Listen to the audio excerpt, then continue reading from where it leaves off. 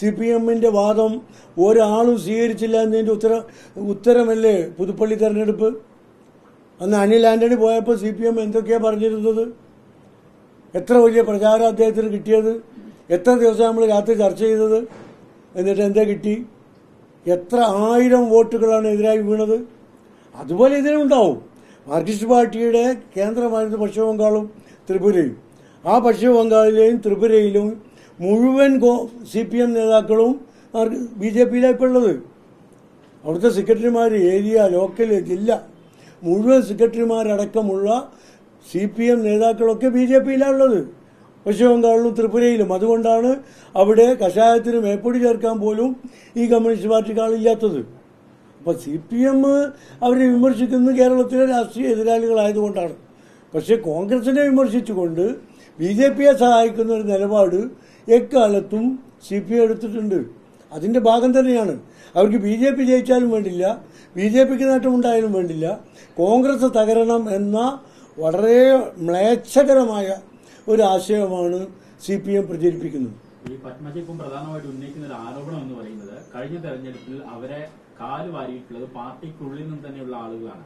അത് അവരെ വളരെയധികം വേദനിപ്പിച്ചിട്ടുണ്ട്. അപ്പം അത്രയും വലിയൊരു ഗുരുതര ആരോപണം ഉന്നയിച്ചുകൊണ്ടാണ് അവരിൽ നിന്നും വിട്ടുപോകുന്നത്. അപ്പം അത് ശ്രദ്ധിക്കേണ്ടത്. കാരണം അവരവരുടെ നേതൃത്വത്തെ അറിയിച്ചു, UDF-നെ അറിയിച്ചു. ഈ കഴിഞ്ഞ തെരഞ്ഞെടുപ്പ് എന്ന് പറഞ്ഞാൽ മാർച്ച് 2-ാം തീയതി നടന്നാണോ? 2024 മാർച്ചിലുണ്ടായത്. എന്നപ്പോൾ പോയത് മനസ്സിലാക്കാം. എത്ര കൊല്ലം മുമ്പാ? എന്തേ അവർക്ക് അന്ന് ഈ ബോധം ഉണ്ടായിരുന്നു? അന്ന് എന്തേ പോകാതിരുന്നത്? എന്നാൽ നേരത്തെ UDF രക്ഷപ്പെടുമായിരുന്നു. 5 കൊല്ലം മുമ്പ് നടന്ന തെരഞ്ഞെടുപ്പിൽ കാലുമാറിയതിന് ഈ തെരഞ്ഞെടുപ്പ് പ്രഖ്യാപിച്ച് സ്ഥാനാർത്ഥി നിർണയം വരുമ്പോഴാണ് പോകുന്നത്. എത്രമാത്രം ബാലിഷ്യമാണ് ആ വാദം? തിരക്കിടില്ല. ഇന്നലെ മിനിഞ്ഞാന്നൊക്കെ നടന്ന ഒരു തെരഞ്ഞെടുപ്പിലാണെങ്കിൽ ഇന്ന് പോകുന്നതിൽ അന്തസ്സുണ്ട്. പിന്നെ കോൺഗ്രസിന്റെ സ്ഥാനാർത്ഥി മുകുന്ദപുരം മണ്ഡലത്തിൽ പാർലമെന്റ് മണ്ഡലം അവർക്ക് കൊടുത്തിരുന്നു. ആ മണ്ഡലം കോൺഗ്രസിന്റെ പ്രമുഖരായ ഒരുപാട് നേതാക്കന്മാരെ പാർലമെന്റിലേക്ക് അയച്ച മണ്ഡലമാണ്. ആ മണ്ഡലത്തിൽ അവർക്ക് ജയിക്കാൻ സാധിക്കാതെ പോയത് ജനപിന്തുണയുടെ കുറവ് തന്നെയാണ്. ഇങ്ങനെ ജനപിന്തുണയില്ലാത്ത നേതാക്കന്മാർ പോയാൽ UDF കുറേ കൂടി ശുദ്ധമാവും എന്നാണ് എൻ്റെ വ്യക്തിപരമായൊരു ധാരണ.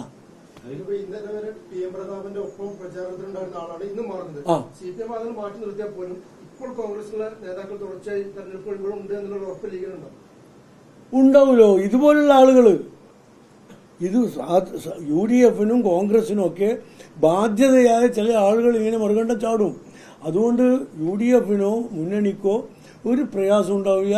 ജനങ്ങൾ ഈ ആളുകളെ മനസ്സിലാക്കും. കാരണം ഇവർ കോൺഗ്രസിന്റെ ഉറച്ച മണ്ഡലത്തിൽ 1,00,000 വോട്ടിലേറെ വോട്ടിൽ തോറ്റാണ്, പരാജയപ്പെട്ടവരാണ്. അതിന്റെ അർത്ഥം UDF-നെ സ്നേഹിക്കുന്നവർ ഇവർ കൂടെ ഇല്ല എന്നുള്ളതല്ലേ.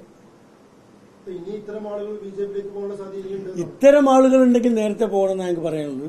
യഥാർത്ഥ ആശയം കോൺഗ്രസിന്റെ കരുണാകരനും ആന്റണിയും ഒക്കെ പ്രതിദാനം ചെയ്ത യഥാർത്ഥ കോൺഗ്രസിന്റെയും മതനിരപേക്ഷതയുടെയും ജനാധിപത്യത്തിന്റെയും ഒക്കെ ആശയത്തിൽ വിശ്വസിക്കുന്ന ഒരാളും പോവില്ല എന്ന് തന്നെയാണ് ഞങ്ങളുടെ വിശ്വാസം.